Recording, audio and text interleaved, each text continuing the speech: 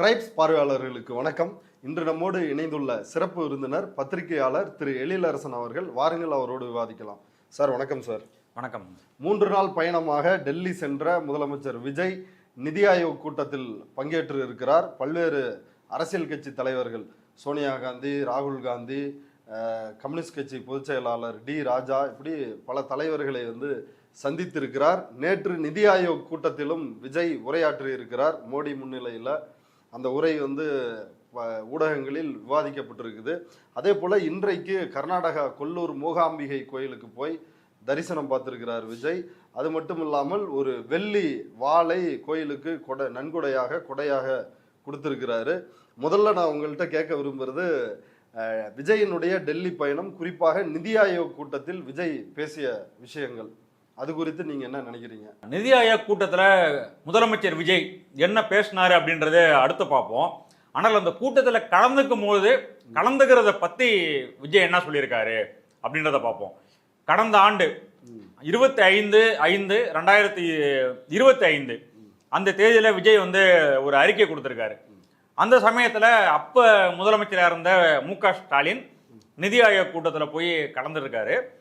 அப்ப கலந்துக்கும் போது விஜய் அறிக்கை எழுதியிருக்காரு. அந்த அறிக்கையில் இருக்கிற ஒரு சில வரிகள் அதை மட்டும் படிக்கிறேன். தங்களிடம் தஞ்சமடையதான் வருகிறார் மு.க. ஸ்டாலின் என்பது தெரிந்தும் திமுகவை அரசியல் ரீதியாக கொள்கை ரீதியாக எதிர்ப்பது உண்மை எனில் பாஜகவால் எப்படி இவர்களை கொஞ்சி குழாவி வரவேற்க இயலும்?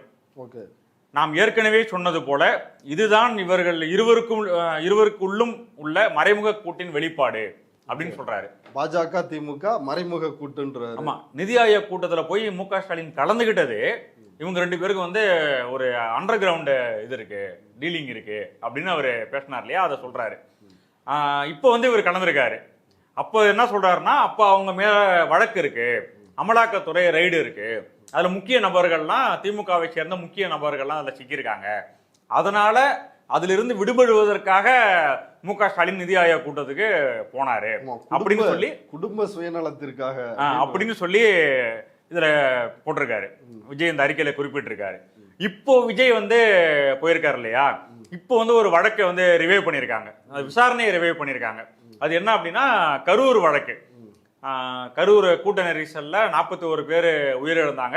அந்த வழக்கு தேர்தலுக்காக நிறுத்தி வைக்கப்பட்டிருந்தது. இப்ப அது விசாரணை மீண்டும் தொடங்கி இருக்கு. அதுவும் நேற்று நடைபெற்று இருக்குது. ஆமா, இப்ப நாம சொல்லலாமா, இந்த வழக்கில் இருந்து தப்பிப்பதற்காகத்தான் விஜய் நிதி ஆயோக் கூட்டத்தில் போய் கலந்திருக்காரு அப்படின்னு சொன்னா அது எப்படி தாவேக்காரங்க பார்ப்பாங்களோ அதுதானே அப்போவும்.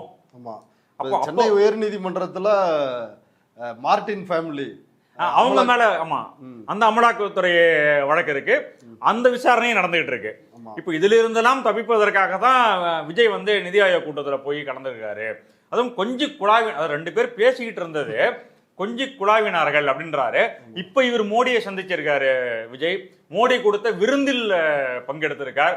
2 பேரும் சந்திச்சு பேசின போட்டோ இன்னைக்கு பேப்பர்ல வந்திருக்கு, மோடியும் விஜயும். அப்ப இதெல்லாம் கொஞ்சம் குழாவினார் அப்படின்னு சொன்னா அது இவங்க ஏத்துப்பாங்களா? இல்ல, பொதுவா நிதி ஆயோக் கூட்டம்ன்றது எல்லா மாநில முதலமைச்சர்களும் பங்கேற்கணும். இப்ப போன தடவையும் காங்கிரஸ் முதலமைச்சர்கள் பங்கேற்றாங்க. இப்ப அவங்கள அப்படி சொல்ல முடியுமா? இல்ல, அதுல இன்னும் சொல்றாரு. அந்த மீட்டிங், நிதி ஆயோக் மீட்டிங் முடிச்சுட்டு எல்லா முதலமைச்சர்களும் நின்று போட்டோ எடுத்துப்பாங்க. அப்படி ஒரு போட்டோ கடந்த ஆண்டு எடுக்கப்பட்டுச்சு இல்லையா. அப்போ என்ன குறிப்பிட்டு எழுதுறாரு அப்படின்னா, இந்த அறிக்கையிலேயே முதலமைச்சர்களுடைய வரிசையில ஒரு புறத்தில் சந்திரபாபு நாயுடு நிற்கிறாராம். அவர் பாஜகவோடு நேரடி கூட்டணியில் இருப்பவர், அவருக்கு முதல் வரிசையில் இடம். இன்னொரு புறத்தில் மறைமுக கூட்டணியில் இருக்கும் திமுகவுடைய முதலமைச்சர் மு.க. ஸ்டாலினுக்கு முன்வரிசையில், 2 பேருக்கும் முன்வரிசையில் இடம் இருக்கு. இதுவே போதுமே, பூனைக்குட்டி வெளியே வந்து விட்டது அப்படின்றாரு. அந்த படத்தை உற்று பாருங்கள். ஆமா, இப்போ பூனைக்குட்டி இல்ல, யானைக்குட்டியே வெளியே வந்திருக்கு. சந்திரபாபு நாயுடுக்கு பக்கத்திலேயே ஒரு ஆளுக்கு பக்கத்துல விஜய்க்கு இடம் கொடுத்திருக்காங்க. அப்போ பூனைக்குட்டி வெளியே வந்ததுன்னு விஜய் சொன்னாரு. இப்போ அணில் குட்டி வெளியே வந்துருச்சு அப்படின்னு சொல்லலாமா? அப்போ சந்திரபாபு நாயுடுக்கு இடம் கொடுத்திருக்கார், இவருக்கும் இடம் கொடுத்திருக்கார் முன்வரிசையில் அப்படின்னு சொல்றாங்கல்ல. இப்பவும் சந்திரபாபு நாயுடுக்கு பக்கத்துல ஒரு ஆள், அதுக்கு பக்கத்துல முதலமைச்சர் விஜய் நிக்கிறார். அதுவும் முன் வரிசையில் நிக்கிறாங்க. இப்போ மறைமுக கூட்டணி, நேரடி கூட்டணி அப்படின்னு சொல்லலாமா? அப்ப வந்து விஜய் சொன்னது உண்மை அப்படின்னா இது வந்து உண்மைதானே? ஆமா, அப்ப போன ஆண்டு விஜய் பேசினது உண்மைன்னா கொஞ்சம் குழாவினார்கள், மறைமுக கூட்டணி வைத்திருந்தார்கள், பூனை குட்டி வெளியே வந்தது எல்லாமே சொல்றாருல்ல, அது அப்படியே இப்ப பொருந்தமா பொருந்தாதான். அதனாலதான் நம்ம அப்பையில இருந்து சொல்லிட்டு இருக்கோம், விஜய் வந்து ஒரு கான்ஸ்பிரசி தியரி, மைனாரிட்டிஸ் ஓட்டை பிரிப்பதற்காக, திமுகவிடமிருந்து அவர்களை தனியாக பிரிக்க வேண்டும் என்பதற்காக அவர் வந்து திட்டமிட்டு இது மாதிரி ஒரு சதி கோட்பாடுகளை முன்வைக்கிறார். அதுல உண்மை கிடையாது, உண்மையான குற்றச்சாட்டுகள் அவர் வைப்பது இல்லை அப்படின்னு நம்ம சொன்னோம். அந்த குற்றச்சாட்டை நிறைய பேர் நம்பினாங்க. இப்ப என்ன நடந்திருக்கு? அதே மாதிரி ஒரு மீட்டிங்ல கலந்திருக்கார், புகைப்படம் வந்திருக்கு. இது அடுத்தது அந்த கூட்டத்தில், நிதி ஆயோக் கூட்டத்தில் என்ன பேசினார் அப்படின்றது ரொம்ப ரொம்ப முக்கியம். அதுலயும் முரண்பாடு. அதுல என்ன முரண்பாடுனா, தேர்தல் பிரச்சாரத்தில் என்ன பேசினாரு, தேர்தல் பிரச்சாரத்துல பொதுக்கூட்டங்கள் என்ன பேசினாரு, அப்போ வந்து தமிழ்நாடு மோசமாயிடுச்சு, தமிழ்நாட்டுக்கு வந்து பல 10 லட்சம் கோடி கடன் இருக்கு அப்படின்லாம் பேசினாரு. ரொம்ப பின்தங்கிடுச்சு, வளர்ச்சி இல்ல, எல்லாமே பேசினாரு. கொள்ளையடிக்கிறாங்க. அவன் இப்ப அதுக்கு நேர் எதிரா தமிழ்நாட்டினுடைய பெருமைகளை நிதி ஆயோக் கூட்டத்தில் பேசுறாரு. நிறைய பேசியிருக்காரு. அதுல 1-2 மட்டும் நான் சொல்றேன். இந்தியாவில் இருக்கிற தொழிற்சாலைகளில் பணிபுரிகிற பெண்களில், ஒட்டுமொத்த பெண்களில் 42% பெண்கள் தமிழ்நாட்டில் இருக்கிறார்கள் அப்படின்னு பேசுறாரு. இது யாருடைய சாதனை? இது விஜயோடைய சாதனையா? ஒரு மாசத்துல இதை பண்ணிட்டாரா? கிடையாது. அப்போ இது வந்து ஏற்கனவே ஆண்டவர்களுடைய சாதனை, திமுக அண்ணா திமுகவுடைய சாதனை. அதே போல இன்னொன்னு சொல்றாரு, இந்தியா உலகத்தில் இருக்கிற பொருளாதாரமே வந்து பிரச்சனைக்குள்ளாக இருக்கும் போது இந்தியாவில் தமிழ்நாடு 2வது பொருளாதாரமாக உறுதித்தன்மையோடு இருக்கிறது, தொடர்ந்து வளர்ச்சியை நோக்கி போயிட்டு இருக்கு அப்படின்னு பேசுறாரு. இந்த உறுதித்தன்மையை, இந்த வளர்ச்சியை ஏற்படுத்தியது யார்? அதே மாதிரி பெண்களை பத்தி பேசும்போது சொல்றாரு, பெண்களுக்கு பாதுகாப்பான, இவ்வளவு பெண்கள் பணிபுரிகிறாங்க அப்படின்னா அந்த அளவிற்கு பாதுகாப்பான நாடாக, மாநிலமாக தமிழ்நாடு இருக்கு அப்படின்னு பேசுறாரு. இது யாரு காரணம்? ஆனா இதுக்கெல்லாம் முன்னாடி நீங்க பாத்தீங்கன்னா, தேர்தல் பிரச்சாரத்துல என்ன பேசினாரு? பெண்களுக்கு பாதுகாப்பு இல்ல, தமிழ்நாட்டுல எல்லாமே மோசம், எல்லாமே நாசமாயிடுச்சு அப்படின்னு பேசுறாரு. இப்ப இதெல்லாம் எங்க நடந்துச்சு? இப்ப இதை பேசிட்டு இன்னொன்னு சொல்றாரு, 2036 1.5 ட்ரில்லியன் டாலர் பொருளாதாரமாக தமிழ்நாடு உயர்த்துவதை நோக்கி நாங்கள் பணியாற்றிட்டு இருக்கோம், தமிழ்நாடு போயிட்டு இருக்கு அப்படின்றாரு. ஸ்டாலின் முதலமைச்சராக இருக்கும் போது 2031 தமிழ்நாடு வந்து 1 ட்ரில்லியன் டாலர் எக்கானமியாக மாறும் அப்படின்னு சொல்லி இலக்கு நிர்ணயிச்சார் இல்லையா? அப்போ 1 ட்ரில்லியன் அந்த இலக்கை 31 அடைவோம் அப்படின்னு சொன்னாரு. அப்ப அந்த வார்த்தையை 1 ட்ரில்லியன் சொல்லிட்டு அது வந்து ஸ்டாலினுக்கு அந்த பெருமை போயிடும். அப்போ வந்து அந்த வார்த்தையை வந்து இது திமுக சொன்னதாச்சே அப்படின்னு மக்கள் கேட்டுருவாங்க. அதனால 1.5 ட்ரில்லியன் 2036 அப்படின்னு போட்டாரு. ஆமா, தேர்தல் அறிக்கையே அப்படிதானே. இங்க 2000 ரூபாய் மகளிர் உரிமை தொகைன்னா 2500, 1 ட்ரில்லியன்னா 1.5 ட்ரில்லியன். இப்ப இன்னைக்கு நிதி ஆயோக் கூட்டத்திலேயே அதை பேசிட்டாரு. ஆமா, அதாவது அது எப்படி, முதல்ல நீ 1 ட்ரில்லியன் இலக்கை அடையணும், அதுக்கப்புறம் தான் நீங்க 1.5 ட்ரில்லியனுக்கே போக முடியும். அப்போ வந்து இது அதை தாண்டி ஒரு இலக்கை நிர்ணயிக்கிறாராம். ஸ்டாலினை இது பண்றாராம், ஓவர் டேக் பண்ணிட்டு போறாராம் அப்படின்ற மாதிரி அவர் பேசுறாரு. அதோட கடந்த கால அரசினுடைய சாதனைகளை சொல்றாரு. ஆமா, இவர் எந்த திராவிட மாடலை விமர்சிச்சாரோ அதை பாராட்டி அதுல பல விஷயங்கள் தன்னோட சாதனையா சொல்றாரு. ஆமா, அதாவது தமிழ்நாட்டின் பெருமையாக அந்த உட்கார்ந்து பேசுறாருல, அந்த சொகுசு வந்து அந்த கெத்து எதுல இருந்து வருதுன்னா, ஏற்கனவே தமிழ்நாடு அரசாங்கங்கள், தமிழ்நாட்டை ஆண்ட கட்சிகள் செய்து வைத்த அந்த அடித்தளத்தின் மீது ஏறி நின்றுகிட்டு ஒரு பெருமை பேசிக்கிட்டு இருக்காரு. இவ்வளவு சிறப்பான நாடு தமிழ்நாடு அப்படின்னு பேசுறாரு. அந்த பெருமைக்குரியவர்களை நீங்க என்ன பண்ணீங்க போன தடவை உங்க பிரச்சாரத்துல? மக்களை நம்ப வச்சீங்கல்ல பேசி. அதனால தேர்தல் பிரச்சாரத்துல விஜய் பேசியது எல்லாமே பொய் அப்படின்றது இன்னைக்கு இந்த உரை, நிதி ஆயோக் கூட்டத்தில் விஜய் ஆற்றிய உரை, தேர்தல் பிரச்சாரத்தில் நான் சொன்னது எல்லாமே பொய் அப்படின்னு அவரே ஒப்புதல் வாக்குமூலம் கொடுத்திருக்கார் அப்படின்னு தான் சொல்லணும். ஸோ அதுல வந்து இன்னொன்று சொல்றாரு, அது ரொம்ப முக்கியமானது. இன்னைக்கு அதுதான் வந்து முதல் பக்கத்தில் தலைப்பு, மும்மொழி கொள்கையை வந்து வலியுறுத்தக்கூடாது, தமிழ்நாட்டுக்கு கொடுக்க வேண்டிய 3000 லட்சம் கோடி நிதி அதை வந்து விடுவிக்கணும், புதிய கல்விக் கொள்கையை நிறைவேற்றணும், அமல்படுத்தணும் அப்படின்னு சொல்லி நிர்பந்திக்க கூடாது, இதெல்லாம் சொல்றாருல்ல. இதை வந்து இப்ப அவர் நிதி ஆயோக் கூட்டத்தில் பேசியிருக்காரு. ஆனால் இவரே பிரச்சார கூட்டத்தில் பேசும்போது என்ன பேசினார்னா, மும்மொழி கொள்கையை நிறைவேற்றக்கூடாதான், அதுக்காக அவங்க நிதி தர மாட்டாங்களாம், நிதி கொடுக்க வேண்டியது அவங்களுடைய கடமை, அதை பெற வேண்டியது தமிழ்நாடு அரசினுடைய கடமை. இவங்களே அதை பேசி வச்சுக்கிட்டு எல்கேஜி யூகேஜி பசங்க சண்டை போடுவாங்கல்ல, அது மாதிரி சண்டை போட்டுக்கிட்டு ஹேஷ்டாக் போட்டு விளையாண்டுட்டு இருக்காங்க சோசியல் மீடியால. ஆமா, ரெண்டு பேரும் பேசி வச்சுக்கிட்டு இந்த பேசி வச்சுக்கிட்டு ஒன்றிய அரசு தராததை பேசி வச்சுக்கிட்டு ஏமாத்துறாங்க. ஆமா, ஏமாத்துறாங்க அப்படின்னு சொன்னார்ல. மும்மொழி கொள்கை இங்க செயல்படுத்தலனா இந்த கல்விக்கான நிதியை நம்மளுடைய மாநில அரசுக்கு கொடுக்க மாட்டாங்களாம். இந்த எல்கேஜி யூகேஜி பசங்க சண்டை போட்டுப்பாங்க தெரியுமா, அந்த மாதிரி கொடுக்க வேண்டியது அவங்களோட கடமை, இங்க இவங்க வாங்க வேண்டியது இவங்களுடைய உரிமை. ரெண்டு பேரும் பேசி வச்சுக்கிட்டு மாத்தி மாத்தி சோசியல் மீடியாவில் ஹேஷ்டாக் போட்டு விளையாட்டு இருக்கிறாங்க. இவங்க ரெண்டு பேரும் அதாங்க நம்ம பாசிசமும் நம்ம பாயாசமும். இப்ப அவங்க பேசி வச்சுட்டு ஏமாத்துறாங்க. நீங்க தான் உண்மையா போய் உட்காந்துருக்கீங்க, நீங்க போய் வாங்கிட்டு வர வேண்டியதானே அதை. அப்போ தேர்தல் போனாரு, சிலிண்டர் பிரச்சனை வேற இருக்குது, டெல்லிக்கு போயிருக்கலாமே அப்படின்னு சொன்னாரு. டெல்லிக்கு போனாரு, அந்த பிரச்சனையை பேசவே இல்லை, அது பேசல. அதாவது இவர் என்னன்னா, தேர்தல் பிரச்சாரத்துல தமிழ்நாட்டுக்கும் டெல்லிக்கும் ஒரு தேர்தல் அப்படின்னு சொல்றீங்களே, அது எப்படி தமிழ்நாட்டுக்குள்ளதான தேர்தல் நடக்குது அப்படின்னு சொன்னார்ல. இது என்ன பிரதமர் பதவிக்கு போட்டிடுறீங்களா சிஎம் சார் அப்படின்னு கேட்டாரு. இப்ப எதுக்கு இவர் போயிட்டு 3800 கோடியை நீங்க அங்கிருந்து விடுவீங்க அப்படின்றாரு. அதே மாதிரி நீட்டு பிரச்சனைக்கு தமிழ்நாடு சட்டமன்றத்தில் ஒரு முறைக்கு 2 முறை நிறைவேற்றின மசோதாவை கவர்னர் திருப்பி அனுப்பிட்டதுனால உடனடியாக ரொம்ப ஷார்ட் நோட்டீஸ்ல உடனடியாக சட்டமன்றத்தை மீண்டும் கூட்டி உடனடியாக அதை நிறைவேற்றி 2வது முறையாக அந்த மசோதா, நீட் விலக்கு மசோதா அனுப்பப்பட்டுச்சு. அதுல அவர் நடவடிக்கை எடுக்காததுனால அந்த மசோதா பெரிய நெருக்கடி கொடுத்து கவர்னரிடமிருந்து அது ஜனாதிபதிக்கு போயிருக்கு. இப்ப அது நம்முடைய உரிமை. இவர் பேசுறாருல, பெற வேண்டியது நம்முடைய உரிமை, கொடுக்க வேண்டியது அவருடைய கடமை அப்படின்றாருல.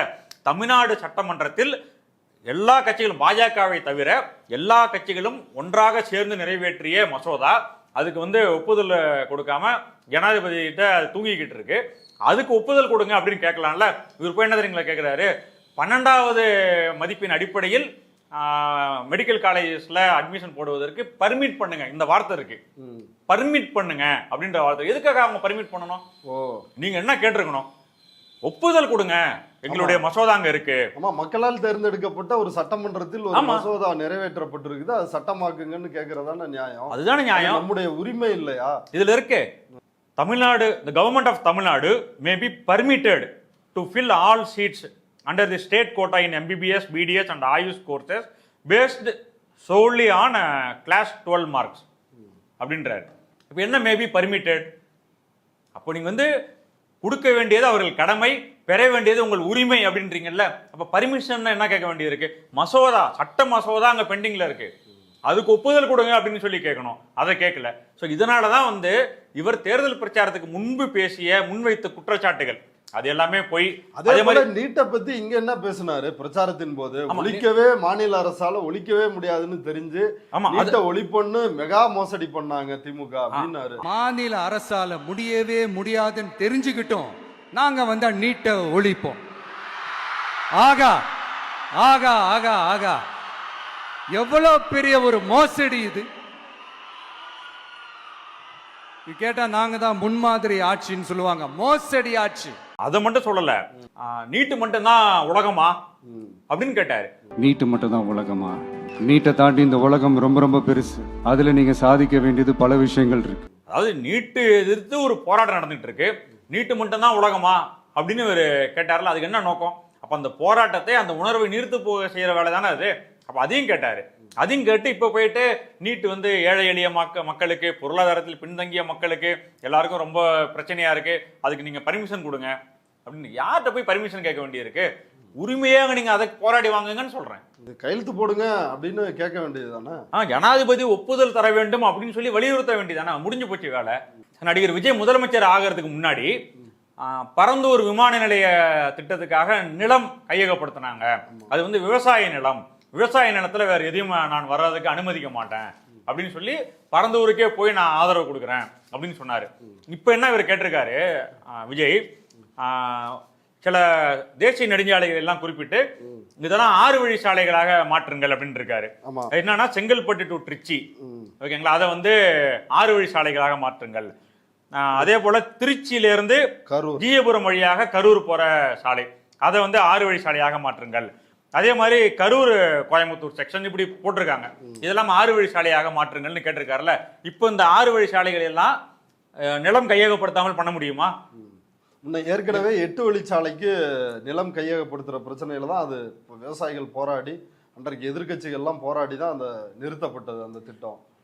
ஒரு ப்ராஜெக்டுக்காக நிலம் கையகப்படுத்தக்கூடாது, விவசாய நிலம் கையகப்படுத்தக்கூடாது, அதுதான் உங்களுடைய நிலைப்பாடு அப்படின்னு சொன்னா, இப்போ நீங்க கேக்குறீங்கல்ல, திருச்சியிலிருந்து கரூருக்கு ஜீயபுரம் வழியாக ஒரு 6 வழி சாலை, அதே மாதிரி செங்கல்பட்டிலிருந்து திருச்சிக்கு சாலை அப்படின்னு கேக்குறீங்கல்ல, இது விவசாய நிலத்தை கையகப்படுத்தாமல் எப்படி 6 வழி சாலையாக விரிவுபடுத்த முடியும்? அப்ப நீங்க எவ்வளவு தூரம், எவ்வளவு கிலோமீட்டருக்கு நீங்க நிலம் கையகப்படுத்த வேண்டிய தேவை இருக்கு? அப்போ பரந்தூருக்கு ஒரு நிலைப்பாடு, இதுக்கு ஒரு நிலைப்பாடா? ஆமா, அது எடப்பாடி ஆட்சி காலத்துல 8 வழிச்சாலை. ஆமா, அது ஒரு பெரிய பிரச்சனை. விவசாயிகள் அவ்வளவு பெரிய போராட்டம் நடத்தினாங்க, நம்ம எல்லாம் பார்த்தோம். இப்படி சாலை விரிவாக்கத்துக்கு விவசாய நிலம் இல்லாமல் எப்படி நீங்க விரிவுபடுத்த முடியும்? அப்ப நீங்க அதை போய் கேட்டு வந்திருக்கீங்க. அப்போ உங்கள்கிட்ட எந்த நிலைப்பாடும் கிடையாது, எந்த கொள்கை நிலைப்பாடும் கிடையாது. சும்மா அப்பப்போ என்ன பேச முடியுமோ அதை பேசிட்டு அந்தந்த நேரத்துல யாரை ஏமாத்த முடியுமோ ஏமாத்திக்கிறது. அதுதானே இது தெரியுது. உலக அளவில் தனித்துவமாக விளங்கும் தொன்மையான நூலான திருக்குறளை தேசிய இலக்கியமாக அறிவிக்க ஒன்றிய அரசு முன்வர வேண்டும் அப்படின்ற கோரிக்கையும் விடுத்திருக்காரு விஜய். இந்த கோரிக்கையை, தேசிய நூலாக திருக்குறள் அறிவிக்கப்பட வேண்டும் அப்படின்ற கோரிக்கையை 2021 முதலமைச்சர் ஆன உடனே ஸ்டாலின் முன் வச்சுட்டாரு. அதுக்கு பிறகு தொடர்ந்து வலியுறுத்தி இருக்காரு பல தடவை. முன் வச்சதோட மட்டும் இல்ல, அதுக்கு பிறகு பல தடவை திருக்குறளை தேசிய நூலாக அறிவிக்க வேண்டும் அப்படின்னு சொல்லி வலியுறுத்தி இருக்காரு. இப்ப திருப்பி அவர் அதே தான் போய் சொல்லியிருக்காரு. நான் தான் ஏற்கனவே சொன்னலங்க, தமிழ்நாடு ஒரு வலுவான அடித்தளம் ஏற்கனவே போட்டிருக்காங்க இல்லைங்களா, அந்த அடித்தளத்தின் மேல இவர் நின்னுக்கிறார். அவ்வளவுதான் விஜய். அந்த தமிழ் மொழி வளர்ச்சிக்கு எதுவுமே கேட்கலையே. சமஸ்கிருதத்துக்கு 2000 கோடி 3000 கோடி ஒதுக்குறீங்க, தமிழுக்கு தமிழ் மொழி வளர்ச்சிக்கு கேட்கல. அதே மாதிரி காவேரி பிரச்சனை அவ்வளவு பெரிய பிரச்சனையா இன்னைக்கு இருந்துகிட்டு இருக்கு. அதை பத்தி ஒரு வார்த்தை, காவேரி எங்களுக்கு உரிமை வேண்டும். அதாவது நிதி ஆயோக் கூட்டத்துல நீட்டை பத்தி பேசுறீங்கல்ல, அப்ப அதே நிதி ஆயோக் கூட்டத்துல காவேரி பிரச்சனை பேச வேண்டியதானே? எங்களுடைய விவசாயிகள் பிரச்சனை, அது முறைப்படி அதை செய்யுங்க, மேகதாது அணை கட்ட அனுமதிக்க கூடாது அப்படின்னு சொல்லி பேச வேண்டியதானே? சிவகுமார் கடுப்பாயிட்டாருன்னா அவரு அங்கேதான் உட்கார்ந்துருக்காரு. அந்த முன்வரிசையில் இவர் சொல்றாருல்ல, அதே முன்வரிசையில் DK சிவகுமார் நிக்கிறாரு. அவரு முதலமைச்சர், அவர் நிக்கிறாரு. அப்ப இவர் என்னன்னாலாம் முன்னாடி ஒரு கான்ஸ்பிரசி, மக்களை ஏமாற்றுவதற்கு என்னென்னதான் பேச முடியுமோ பேசிட்டாரு. இன்னைக்கு ரியாலிட்டி வந்த உடனே என்ன பண்றேன்னு தெரியாம அப்படி முடிச்சுட்டு உட்காந்துருக்காரு. விஜய் கர்நாடகா கொல்லூர் மூகாம்பிகை கோயிலுக்கு போய் வெள்ளி வால் பரிசா கொடுத்துருக்கிறாரு கோயிலுக்கு நன்கொடையா. அது பற்றி உங்களோட கருத்து என்ன?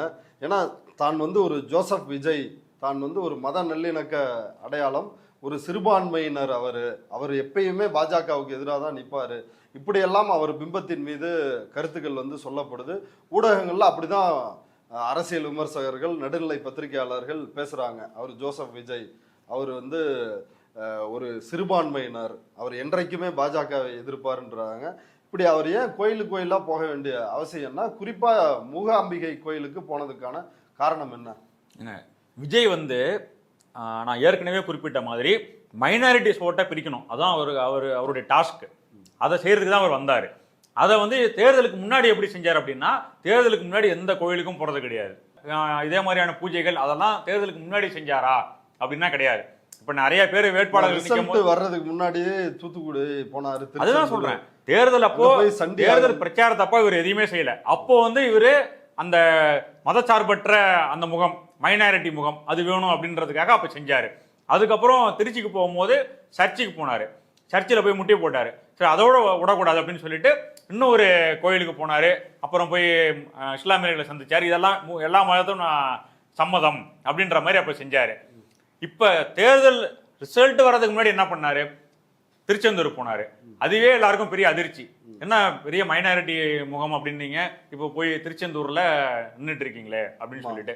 இல்ல, யாருமே அவரை நீ ஏன் கோயிலுக்கு வரல அப்படின்லாம் யாருமே கேள்வியே எழுப்பலையே. தமிழ்நாடு அப்படி ஒரு கேள்வியே எந்த அரசியல் தலைவரை நோக்கியும் எழுப்புறதில்ல. அப்படிதான் தமிழ்நாட்டினுடைய அரசியல் இயல்பு. இவர் ஏன் இதை தொடர்ச்சியா வலிந்து செய்கிறார்? அதுதாங்க, அவரோட ஜோசியக்காரர் ஒருத்தர் வச்சிருக்காரு, ஆலோசகரா வச்சிருக்காரு. அவருடைய ஆலோசகர் அந்த திருச்செந்தூர் கோயிலுக்கு போகும்போதே அந்த ஜோசியர் இவரோட கார்ல உட்காந்து, விஜயோட கார்ல இருந்தார். நம்ம அந்த போட்டோ எல்லாம் பார்த்தோம். சத்ரு சம்ஹார பூஜை எல்லாம் நடத்தினாரு. ஆமா, அப்போ போய் அங்க பூஜை பண்ணாரு. அதுக்கு பிறகு அவரையே தன்னுடைய அரசு ஆலோசகர், அரசு பதவியே கொடுத்தாரு.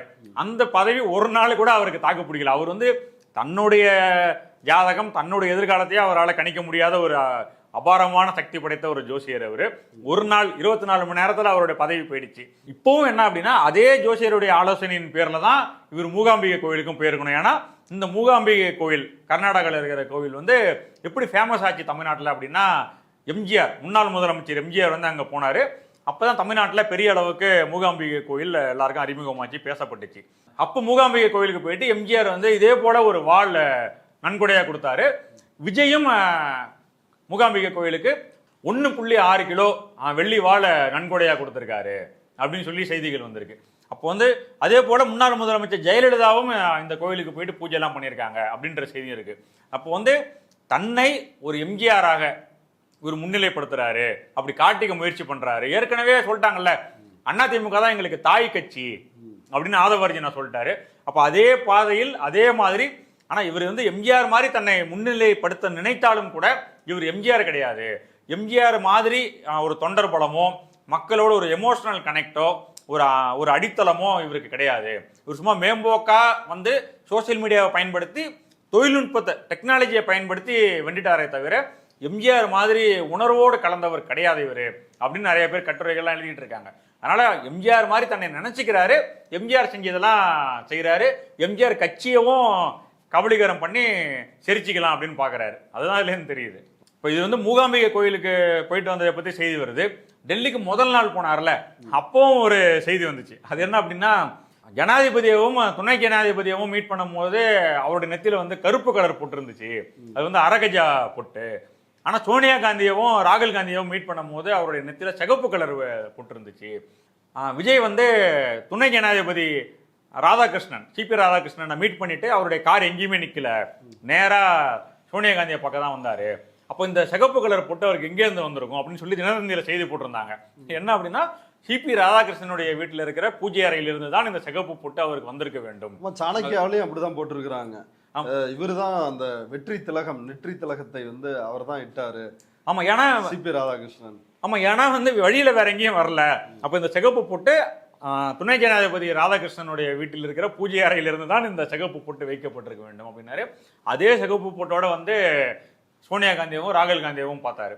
ஸோ இந்த மாதிரி அவர் வந்து இந்த ஒரு மாசத்துல எவ்வளவு அவருக்கு வந்து இந்த இவர் தான் வந்து கொஞ்சம் குழாவி இருக்கிறாரு அப்படின்றது தெரியுது இந்த பொட்டு வைக்கிற மேட்டர் எல்லாம் பார்த்தா. ஆமா, இவர் சொன்ன அதே வார்த்தைகள் அது இவருக்கே பொருந்துற மாதிரி தான் இருக்கு. இப்போ இந்த ஒரு மாசத்துல வந்து எவ்வளவு தூரம் இவருடைய ஜோசியம், இவருக்கு ஆன்மீகத்தில் இருக்கிற பற்று எல்லாத்தையுமே இப்ப வெளிப்படுத்துறாரு. ஆனால் கட்சி ஆரம்பித்து 2 ஆண்டுகள் இவர் எவ்வளவு தூரத்துக்கு அதை மறைச்சு வச்சிருந்தாரு அப்படின்றது, பொதுமக்களை இவர் எந்த அளவுக்கு ஏமாத்த முயற்சி பண்ணார் அப்படின்றதுக்கான அடையாளம் தான் அதெல்லாம். இப்போ அடுத்து இந்த கர்நாடகா இன்னைக்கு போனதுனால திமுக தன்னோட எக்ஸ்தல பக்கத்துல ஒரு பதிவை வெளியிட்டு இருக்கிறாங்க. கர்நாடகா வரைக்கும் போயிருக்கிறீங்க, காவிரி தண்ணி வாங்கிட்டு வர வேண்டியதானே அப்படின்ற ஒரு கேள்வியை எழுப்பி இருக்கிறார்கள். அது பற்றி உங்களோட கருத்து என்ன? அதான் ஏற்கனவே நம்ம சொன்ன மாதிரி நிதி ஆயோக் கூட்டத்திலேயே காவிரி பிரச்சனையை பேசியிருக்கணும், அதை பேசல. ஏன்னா அங்க முன்வைக்கும் போது தான் இது எவ்வளவு சீரியஸான பிரச்சனை அப்படின்றது தெரிஞ்சிருக்கும், அங்க தெரிவிக்கல. கர்நாடகாவுக்கு போனாரு சாமி கும்பிடுறதுக்கு மூகாம்பிகை கோவிலுக்கு. அங்கேயாவது போயிட்டு அங்க இருக்கிற முதலமைச்சர், இவங்க கூட்டணியில் இருக்கக்கூடிய முதலமைச்சர் தான் DK சிவகுமார், அவரை மீட் பண்ணி எங்களுக்கு காவேரி பிரச்சனை இருக்கு, அந்த டேட் வந்துருச்சு, இன்னும் தண்ணி இல்லாம இருக்கு அப்படின்னு சொல்லி அதை பத்தி பேசியிருக்கலாம். அதை பத்தி பேசல. மேகதாது அணையை பத்தியும் பேசியிருக்கலாம். அதை பத்தி அவங்க பேசல, சாமியை மட்டும் கும்பிட்டுட்டு வந்துட்டாரு. இப்போ அந்த பிரச்சனை எவ்வளவு சீரியஸான பிரச்சனை அப்படின்னா, திமுக அரசு 5 ஆண்டுகள் இருக்கும்போது எல்லா ஆண்டுகளும் ஜூன் 12ஆம் தேதி வழமையா திறக்கிற அதே தேதியில மேட்டூர் அணை, நம்ம இன்னைக்கு மேட்டூர் அணை திறக்கப்பட்டுச்சு. குறுவை சாகுபடி நடந்துச்சு. அதாவது இதுவரை தமிழ்நாட்டில் இல்லாத அளவிற்கு உணவு உற்பத்தி, அந்த கல்டிவேஷன் ஏரியா, அந்த பாசன பரப்பு அதிகமாச்சு அப்படின்றதெல்லாம் கடந்த ஆண்டுகள் வந்து முன்வைத்த புள்ளி விவரங்கள். ஆனா இப்போ வந்து 12ஆம் தேதி வந்துருச்சு, தண்ணி இல்லை. சரி, தண்ணி இல்லை, போர்வெல் இருக்கு இல்லையா, அதை பயன்படுத்தி அதுல இருக்கக்கூடிய பாசனத்தை பண்ணிக்கலாம் அப்படின்னு பார்த்தா கரண்ட் இல்லை, தண்ணியும் இல்லை, கரண்ட்டும் இல்லை. மின்சார மோட்டார்ல இருந்து டீசல் மோட்டாருக்கு விவசாயிகள் முயற்சி பண்ணிட்டு இருக்காங்க மாறுறதுக்கு அப்படின்ற செய்தி வந்திருக்கு. ஆனால் திமுக அரசு இவர் குறை சொன்னார் இல்லையா, அந்த திமுக அரசில் 2 லட்சம் பேர், 2 லட்சம் விவசாயிகளுக்கு இவங்க மின் இணைப்பு கொடுத்தாங்க. தஞ்சாவூர்ல போய் செங்கிப்பட்டியில பேசுறப்ப விஜய் வந்து சொன்னது என்னன்னா, அடுத்த ஜென்மத்திலாவது நான் ஒரு விவசாயியா பிறக்கணும் அப்படின்னாரு. பயிர்க்கடன் தள்ளுபடி, விவசாய கடன் தள்ளுபடி, அதுலயும் ஏமாற்ற வேலை 2000 கோடி பண்ணிட்டு விட்டுட்டாரு. இப்ப குறுவை சாகுபடி செய்யறதுக்கு இருக்கிற விவசாயிகள், நீங்கள் பயிர்க்கடன் தள்ளுபடி பண்றேன்னு சொன்னீங்கல்ல, அதை நம்பி இருந்த விவசாயிகள் நீங்க பண்ணல. 50,000, 10,000, 20,000, 5,000 எல்லாம் பண்றேன்னு சொல்லிட்டா அதுவும் முறையா நடக்கல அப்படின்ற குற்றச்சாட்டுலாம் வந்திருக்கு. இப்போ நீங்க குறுவைக்கு சிறப்பு தொகுப்பு அறிவிச்சிருக்கீங்க. அந்த சிறப்பு தொகுப்பை அவங்க விவசாயம் பண்ணணும்னா தண்ணி வேணும், கரண்ட் வேணும், ரெண்டுக்குமே வாய்ப்பு இல்லை. அதனால தான் திமுகவுடைய அறிக்கை, அந்த விவசாயிகள் அணியிலிருந்து ஒரு அறிக்கை வந்திருக்கு, அடுப்பே பற்ற வைக்காம எப்படியா சமைக்கிறது அப்படின்னு கேட்டிருக்கிறாங்க. இப்போ அந்த வேலையை தான் பார்த்துக்கிட்டு இருக்காங்க. நடக்கிற எல்லா சம்பவங்களையும் வச்சு பார்க்கும்பொழுது இவர்கள் ஆட்சிக்கு வருவதற்கு நடத்தின பிரச்சாரம் போய், கொடுத்த வாக்குறுதிகள், தேர்தல் வாக்குறுதிகள், அது போய் அதை செய்ய முடியல இவங்களால. அதற்கு பிறகு ஆட்சிக்கு வந்த பிறகு நிர்வாக திறமை இருக்கா, இல்லை ஏதாவது செய்யறதுக்கு முயற்சி பண்றாங்களா அப்படின்னா அதுவும் கிடையாது. பொறுத்து பார்த்துட்டு சிபிஎம் செயலாளர், மாநில செயலாளர் சண்முகம் அவரே திட்ட ஆரம்பிச்சிட்டாரு. எங்க பார்த்தாலும் கரண்ட் இல்ல, திடீர்னு வருது, திடீர்னு போகுது, திடீர்னு வருது, கொஞ்ச நேரம் இருக்கு, அப்புறம் போது, ரொம்ப நேரம் ஆகி வரமாட்டாங்குது அப்படின்னு பேசுறாரு. அதாவது இவ்வளவு மோசமா மின்வெட்டு இருக்கும்னு நான் எதிர்பார்க்கவே இல்லை. நேற்று ராத்திரி பூரா மின்வெட்டு, எப்ப மின்சாரம் வருது எப்ப போகுதுன்னே தெரியல. திடீர்னு வருது, திடீர்னு போகுது, போறது ரொம்ப நேரம் இல்லாம போகுது, வர்றது கொஞ்ச நேரம் வருது. ஏன்னா மின்சாரம் இல்லாமல் மனிதனால் வாழ முடியுமா சொல்லுங்க? இப்ப இங்க கரண்ட் இதெல்லாம் ஆஃப் ஆயிடுச்சு வச்சுங்க, 5 நிமிஷம் உட்காருவீங்களா? கரண்ட் வரட்டும்னா பூசணி எல்லாம் எழுச்சி வெளியே போயிருவீங்க. அதாவது அவருதான் திமுக தலைவர் மு க ஸ்டாலினுக்கு அறிவுரை சொன்னாரு. ஒரு 6 மாசம் பொறுத்துக்கிறேன்னு சொன்னீங்கல்ல, அதுக்குள்ள ஏன் திட்டுறீங்க அப்படின்னு சொல்லி கேட்டவர். ஆனால் எந்த ஒரு புதிய அரசாங்கமாக இருந்தாலும் குறைந்தபட்சம் ஒரு கால அவகாசம் என்பது தேவை. ஒரு 6 மாசம் சும்மா இருங்களேன். நாங்க தினமும் போராட்டம் நடத்துறாரு, 15 நாள் சும்மா தான் இருக்கிறோம். நாட்டில் பிரச்சனை இல்லைன்னு அர்த்தம் இல்லை. அவருக்கு ஒரு அவகாசம் தர வேண்டும். பிரச்சனையை புரிந்து கொள்வதற்கு என்ன சட்டம் என்ன சொல்கிறது, நிதி நிலைமை என்ன இருக்கிறது, அதிகாரிகள் எப்படி ஒத்துழைக்கிறார்கள், மக்கள் என்ன கருதுகிறார்கள் என்பதையெல்லாம் அறிந்து கொள்வதற்கு, புரிந்து கொள்வதற்கு ஒரு 6 மாத காலம் அவகாசம் கொடுங்களேன். அவராலேயே பொறுத்துக்க முடியல. அவர் திட்டிட்டு இருக்காரு. இப்போ அந்த அளவுக்கு மக்களுடைய வெறுப்பை சம்பாதிக்கிற அரசாங்கமாக இந்த அரசாங்கம் இருக்கு. அதுக்கு காரணம் ரீல்ஸை மட்டுமே நம்பி ஆட்சிக்கு வந்தவர்கள் ரீல்ஸை வைத்தே ஆட்சியும் நடத்தி விடலாம் அப்படின்னு நினைக்கிறாங்க. அது முடியாம போறதுனால, ரியாலிட்டி ஹிட் பண்றதுனால அவங்க இப்ப திணறிட்டு இருக்காங்க. ஓகே, இவ்வளவு நேரம் நம்முடைய பார்வையாளர்களுக்காக நேரத்தை ஒதுக்கி உங்களோட கருத்துக்களை பகிர்ந்துட்டது நன்றி சார். நன்றி.